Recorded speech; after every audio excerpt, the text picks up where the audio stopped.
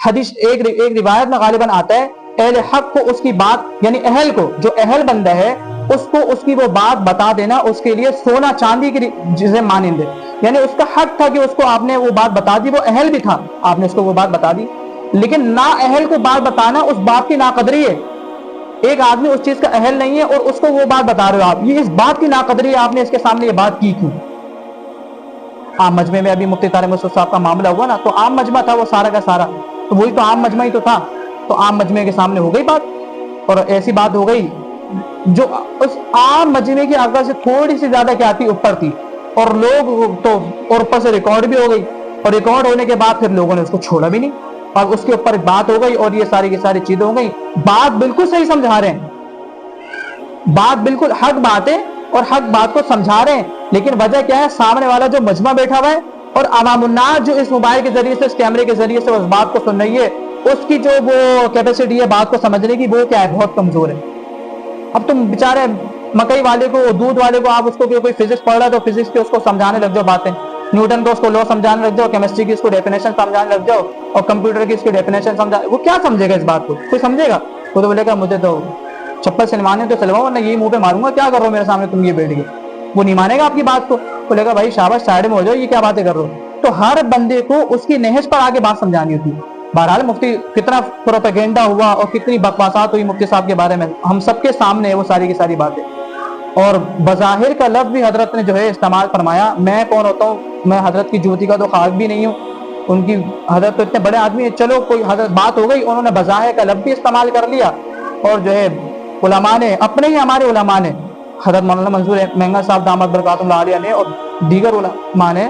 حضرت مہنگا صاحب کو تو ہم نے سنا انہوں نے خوب گرفت بھی کر لی، وہ بڑے وہ کر سکتے ہیں، اور انہوں نے سمجھا بھی دیا، سب کچھ ہو گیا۔ اب اس کے باوجود جو ہے ایک مخصوص ہمارا طبقہ چھوڑ ہی نہیں رہا حضرت کو، اتنا پیچھے پکڑ کے سارے بیٹھ گئے، حالانکہ جو بات مفتی طارق مسعود صاحب دامت برکاتہ اللہ علیہ نے کی ہے وہی بات ان کی اپنی کتابوں میں بھی لکھی ہوئی ہے، اور یہ چل رہی ہے ساری، وہ ساری تحریریں چل رہی ہیں۔ تفسیر نعیمی صفحہ نمبر 20، مقیاس الحنفیت، اسی طریقے سے مظہر القرآن کے نام سے، یہ ساری کی ساری کتابیں انہی حضرات کی ہیں جو لوگ اتنا زیادہ طارق مسعود صاحب دامت برکاتہ اللہ علیہ کے بارے میں پروپیگنڈا پھیلا رہے ہیں کہ گستاخی کر دی، قرآن کے بارے میں یہ کہہ دیا، قرآن کے بارے میں یہ کہہ دیا، وہی لوگ انہی کی کتابوں میں، ان کے علماء نے، ان کے بڑوں نے یہ ساری کی ساری باتیں لکھی ہوئی،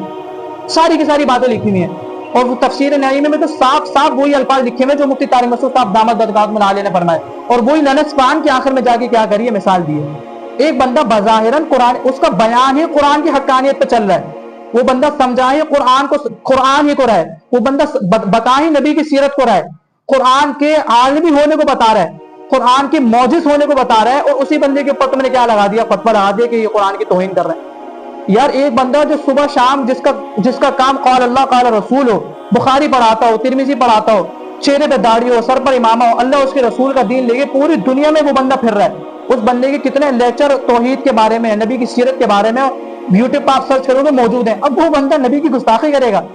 گستاخی قصدن کی جاتی ہے، جیسے عاصم ملونے نے کی تھی، بھاگ گئی ساری باہر وہاں پر، اور بھی بہت سارے گستاخ ہیں، یہ قصدن کرتے ہیں۔ اور حضرت سے تو انہوں نے کہا کہ چلو بھائی زبان پہ چل گئی، بظاہر قلب استعمال کر لیا، غلطی ہو گئی، اب اس پر اتنا معافی بھی مانگ لی، رجوع بھی کر لیا، توبہ بھی کر لی سب کے سامنے، اس کے باوجود بھی چھوڑنے کو تیار نہیں،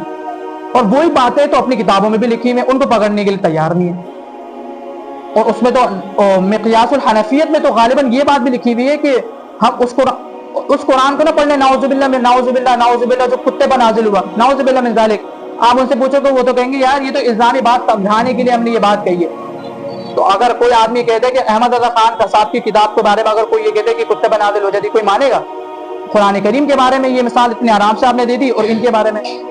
اور یہ ہمارے اکابرین کا اور علماء دیوبند کا یہ خاصہ رہا ہے، جب بھی اس مخصوص طبقے نے ہمارے اکابرین کے بارے میں کسی قسم کی گستاخی کا فتویٰ لگانے کی کوشش کی ہے اور کچھ الفاظ پکڑے، وہی الفاظ ان کی اپنی کتابوں سے نکلے،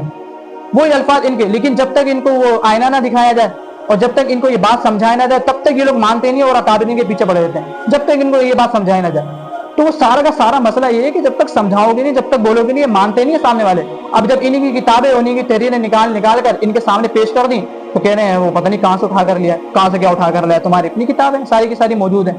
کیا ہوا؟ ان کی عزت میں کوئی کمی آ گئی؟ حضرت کے تو وہی ویسے کے ویسے بیانات ہو رہے ہیں، ویسے کی ویسے اللہ نے عزت دی ہے، بندہ صبح شام بخاری پڑھاتا ہے، قال اللہ قال رسول پڑھتا ہے، بخاری میں نبی کی سیرت آتی ہے، شمائل آتے ہیں، شمائل ترمذی ہے، نبی کے بال، نبی کے چہرہ، ہر چیز کا ذکر آتا ہے۔ اتنا سب کچھ ہونے کے باوجود بھی ذرہ برابر بھی نہیں سوچا، وہ بغض ہے اندر کا بغض ہے کہ نہیں، کہ بس ہم تو لگائیں گے زبردستی گستاخی غیبت پر۔ لگاؤ، بالکل لگاؤ، پہلے اپنی کتابوں پہ بھی لگاؤ۔ وہی بات جو مفتی طارق مسعود صاحب دامت برکاتہم اللہ عالیہ نے کی، وہی بالکل سیم ٹو سیم بات تفسیر نعیمی میں بھی لکھی ہوئی ہے۔ پہلے آپ ان پر لگا لو، پھر مفتی طارق مسعود صاحب پر بھی فتویٰ لگا دینا۔ بہرحال